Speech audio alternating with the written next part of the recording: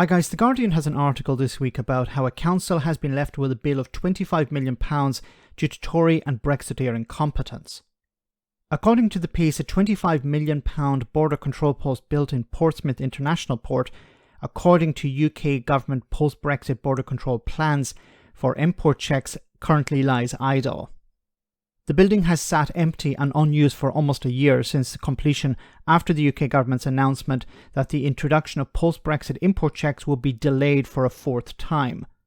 The local council faces an estimated £10 million bill to cover the debts, maintenance and the cost of catering to the new changed requirements, while the Tory government is expected to unveil the full border strategy next month.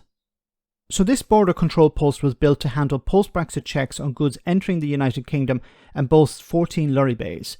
Now it was designed to receive low and high risk goods entering the United Kingdom, including meat, plants and forestry products, and to allow their inspection in airlock quarantine zones to prevent cross-contamination.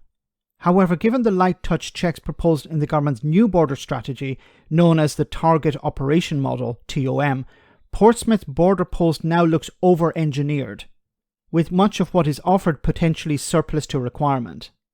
Now, the reaction to the new border plan in the food sector has been mixed. While the National Farmers Union and some traders welcome the proposals, others have warned that the inspection of checks could lead to gaps on shelves if exporters decide to skip the paperwork and stop sending produce to Britain. The NFU warns that the lack of controls on goods entering Britain since Brexit have been a significant area of concern for UK farmers and risks creating an unlevel playing field. Now, under the TOM proposals, goods arriving from overseas are subject to sanitary and phytosanitary controls, including imports of live animals, animal products, plants and plant products, will be ranked as low, medium or high risk according to type and origin. The TOM proposes phasing in import checks in 3 stages over a year, starting from this autumn.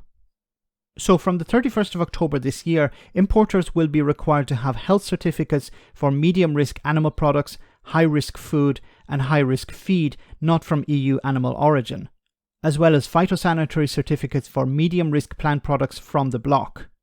Physical checks at the UK border will begin on the 31st of January next year, when the border controls at places such as Portsmouth will finally spring into action, albeit conducting fewer checks than originally anticipated, while safety and security declarations will also be needed from next year. An unknown and potential problem is on the other side of the border. Shane Brennan of the Cold Chain Federation, reacting to the news, told the paper that businesses in countries like Italy and Germany probably haven't thought much about Brexit in the last few years, but they will now have to deal with a mountain of paperwork, many of which are not exporters. They usually sold only into the single market, so getting goods into Britain could be a headache for them. The final irony of all of this is that when asked last year why he wasn't putting in place full checks on imported goods, Jacob Rees-Mogg, the then business secretary, said it would cost £1 billion a year. The new model, according to a spokesperson from the Cabinet Office, will only cost £600 million, a saving of £400 million. Well, that sounds great until you compare it to pretty much zero cost before Brexit. Let me know in the comment section, guys, what you think. As always, your comments are greatly appreciated. Thanks a lot.